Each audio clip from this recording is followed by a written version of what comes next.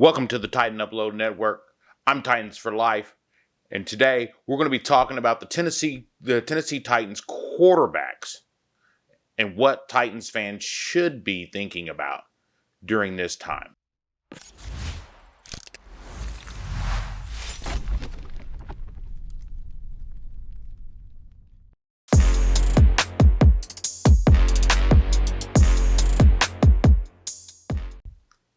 Welcome. I want to talk today, about what's going on at the quarterback position in Tennessee Titans. It's early, really early in camp. So a lot of this stuff has, a lot of the speculation out there is just that, speculation. Pitch count numbers, who's making touchdowns, who's throwing passes, who's, accurate and all that. It makes no difference as of right now. Right now, it's just the basics. Can they make this throw? Can they make that throw? Those types of things. It is not, this battle is just now beginning, and it's not going to end probably not throughout the entire season, because I think the Titans are going to keep 3 quarterbacks on the roster this year. Even though it's rare that this kind of thing happens in the NFL nowadays, it does happen from time to time. And there are very specific reasons why that they should keep Ryan Tannehill, Malik Willis, and Will Levis all on the same roster for this year. In saying that, now I just want to say one other thing, and that's a word from our sponsor. What's up, everybody? Just wanted to share with you this amazing deal that we have. We have partnered up with Ryan Harris and RiskQ.com.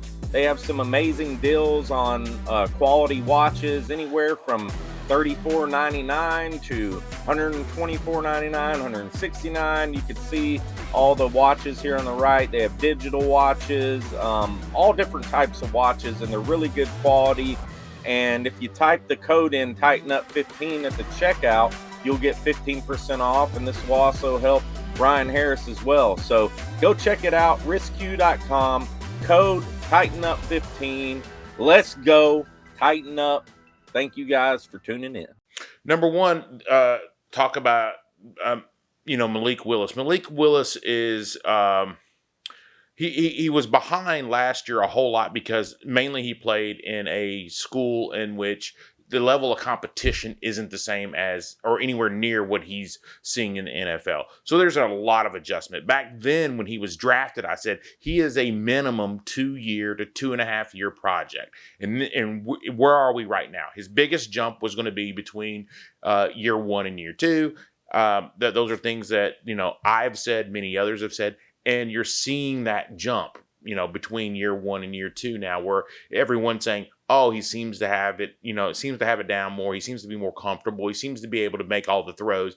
He still has some things to learn, as you heard Mike Vrabel talk about. But yeah, I mean, he's on track to where I thought he would need to be by this season in order for him to make it in the NFL long term. It just takes time to do that when you're coming from, a school like Liberty who doesn't play in the SEC. The SEC, that is shortened a little bit. I think Will Levis is about a year project, but I still don't think, from what I've seen, unless he makes huge strides in what I've seen in college, which I'm not sure if he can, unless he makes those huge strides, I just don't see Will Levis being a top-tier NFL quarterback. I don't see him being better than Ryan Tannehill. I see he may end up being as good as Ryan Tannehill, maybe a little less. But, this is, when you start looking at the analysis of this, you hear things like where he came from, the University of Kentucky. It's being said right now that the quarterback that is coming in Devin Leary in 2023 from NC State, is probably better than Will Levis ever was at Kentucky. So that's got to tell you a little bit of something. And stats don't lie. When he's pressured, Will Levis tends to throw interceptions and make huge mistakes. So, you can't really simulate that kind of pressure in practice, because that kind of pressure in practice, he's wearing a red jersey and you're not allowed to hit them. It's that hitting part that becomes a problem. Look at the Tennessee game. You can go through a bunch of games where he saw a lot of pressure and he tended to throw interceptions and completions. Couldn't make those hard throws when the time was crunch and he had to make those throws. Wearing a red jersey in practice is extremely different. It's night and day than being in a real game and getting real hits. So those are some things you need to keep in the back of your mind when you're seeing this guy make all these throws. You've heard of practice heroes, guys who get in practice and can do any and everything, but then you get them in the game, it's, they're like deer in headlights.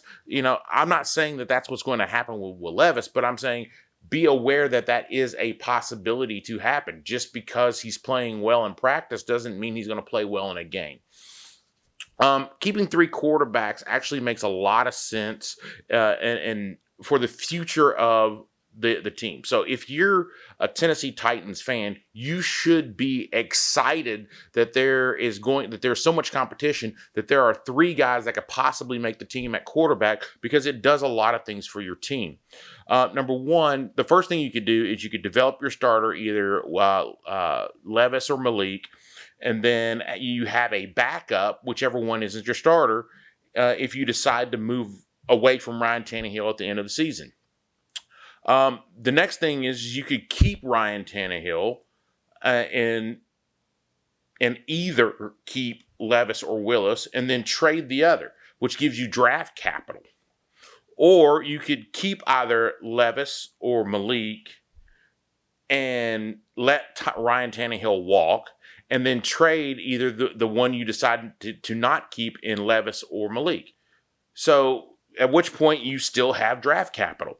The lifeblood of any NFL team is draft capital. When you have draft capital over time, you can build an entirely new team without rebuilding an entirely new team by adding pieces each year that are going to replace pieces that are retiring or getting too expensive that you can no longer afford. You can bring in these guys and draft and have them for cheaper for a longer period of time.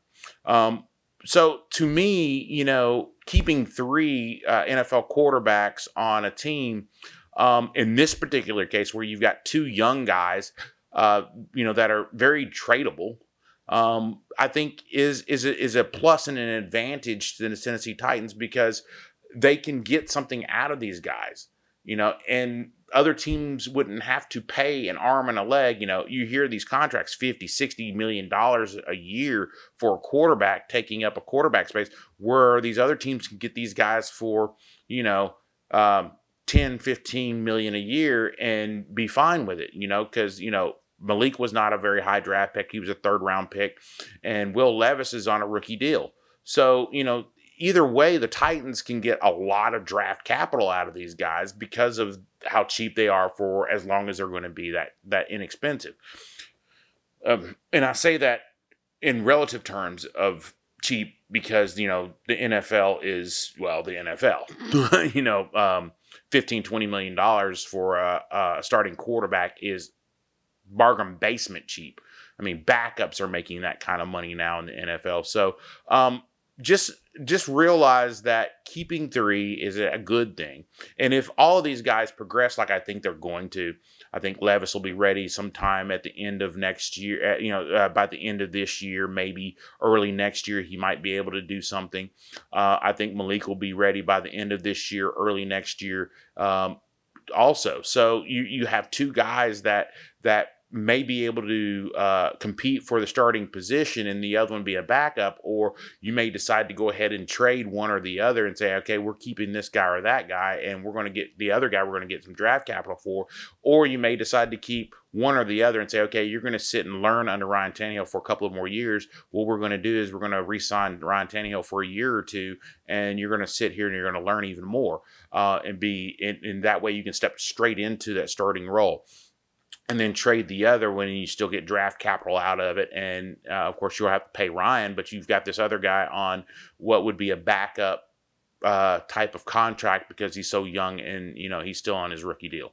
So these are good things for the Tennessee Titans. These are not bad, and I'm not, and I don't really, when I'm joking around about Will Levis, calling him Frank and things like that. It's because, I joke, okay? Do I think that Will Levis is that guy? No. I don't think he's the guy who's going to get us to the Super Bowl. Just don't. I don't think he has that in him because of the things I laid out earlier about his inability to throw under pressure. Just watch these games where he's under pressure, and it is atrocious. His numbers are terrible. His completion percentage is like in the 50s. So, it's just one of those things where I believe that there are going to be some issues with Ryan Tannehill, or not Ryan Tannehill, with Will Levis. I think there's going to be some issues with Will Levis in those types of throws and in those types of situations.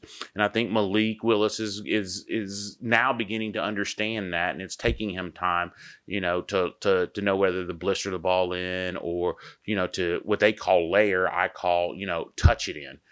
Get it just over this guy or that guy, or just blister it in there in between two guys. So these things are going to take time. There are very few quarterbacks that come out of college and immediately are successful in the NFL. There's just not that many.